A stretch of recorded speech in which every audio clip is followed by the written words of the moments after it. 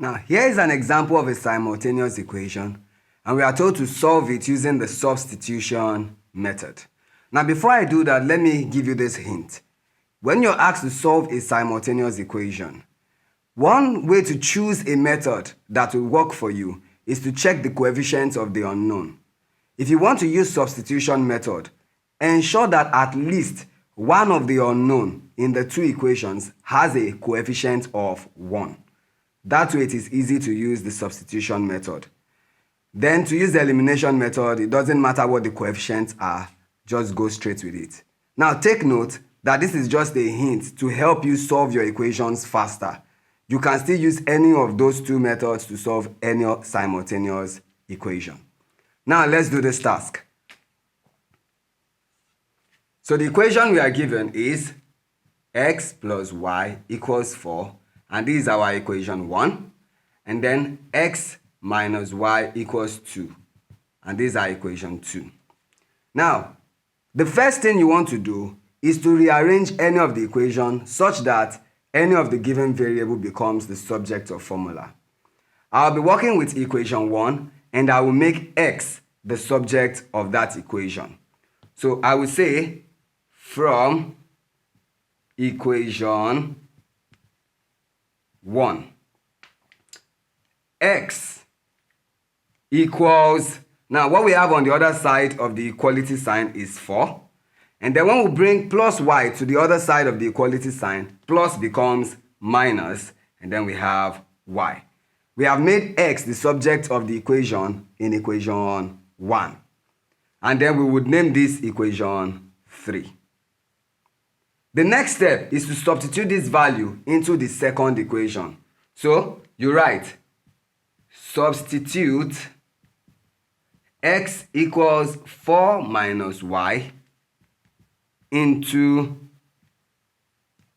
equation, let me just write this e properly, so equation 2. Now this is because I have already worked with equation 1, so I will substitute into equation 2.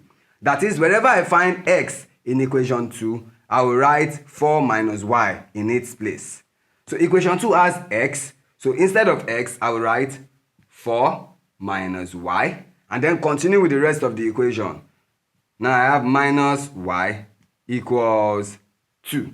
Now by doing this, this will help you solve for y. So let's continue so that we can solve for y. Here we can now have 4. Now minus y will give us minus 2y, and this equals 2. Now in order to make y the subject of this equation, I'm going to take 4 to the other side. So I will have minus 2y equals, now I have 2. Now this is positive 4, so when it comes here, it becomes minus 4. Therefore, I would now have minus 2y equals, 2 minus 4 will give us minus 2. Now we will divide both sides of the equation by the coefficient of y. So divide both sides by, now the coefficient of y is minus 2. So I write minus 2. This will lead us to minus 2y divided by 2 equals minus 2 divided by minus 2, minus 2. And from here, minus 2 cancels minus 2, so we have y equals, and minus 2 divided by minus 2 will give us 1. Now we have solved for y. The next step is to substitute y into this equation. So we write substitute y equals 1 into equation 3. Now equation 3 has x equals 4 minus, so in place of y, I will put 1, which is the value of y. And from here we can then see that our x equals 4 minus 1, and that is 3. Therefore, x equals 3 and y equals 1. Now that we have gotten the value of x and y, let us check with the original equation. So check. In the original equation, we have x plus y equals 4. So from our left hand side of the equation, we have x, and x is what? 3.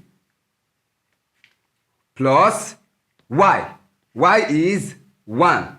And when you add this together, 3 plus 1 gives us 4, which is in the right hand side of the equation. Therefore, it is correct. We can also check with the second equation. Now, in the second equation, we have x minus y equals 2. Now, on the left hand side of that equation, we have x. X is what? 3.